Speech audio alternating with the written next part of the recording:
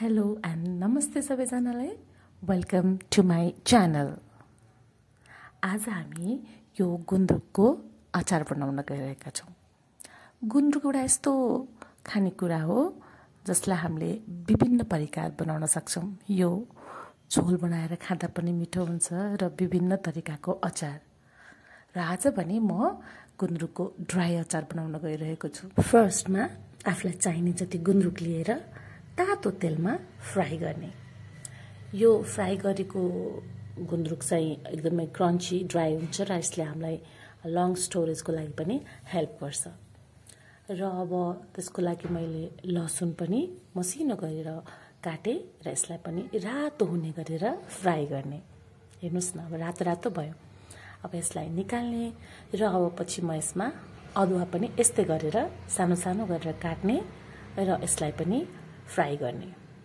अब यो अदुवा पनि फ्राई हुन्छ र यसलाई पनि त्यस्तै रातो हुने गरेर भुटेर निकाल्ने। र अब पालो रातो खुर्सानी, सुकेको खुर्सानीको।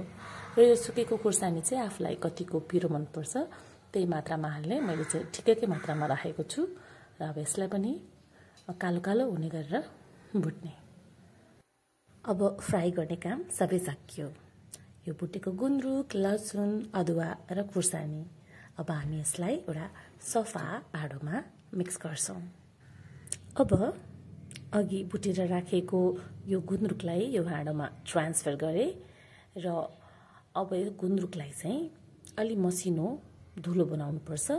I always prefer my hand. त्यसैले आफ्नो हातले चाहिँ मसिनो धुलो बनाएँ र अब अघि तारेर राखेको सबै लसुन, अदुवा र खुर्सानी एक एक गरेर यो भाँडोमा हाल्ने।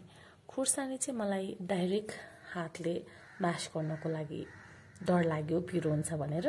सो कचुरामा राखेर म्यास गरेँ अनि यसलाई हालिदिएँ। अब नुन आफ्नो स्वाद अनुसार हाल्नुहोला र यसमा छुटाउनै नहुने भनेको टिमुरको धुलो। र यो टिमुरको धुलो हालेपछि यसलाई मजाले मोल्ने, बिस्तारै सबैतिर लाग्ने गरेर। र गुन्द्रुक आफू नै पहिले नै अमिलो हुने भएकोले यसमा एक्स्ट्रा अमिलो एड गर्न पर्दैन।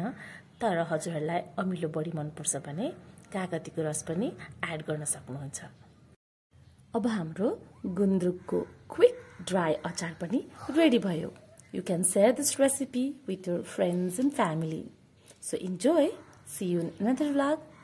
Keep supporting. Bye-bye. Lots of love.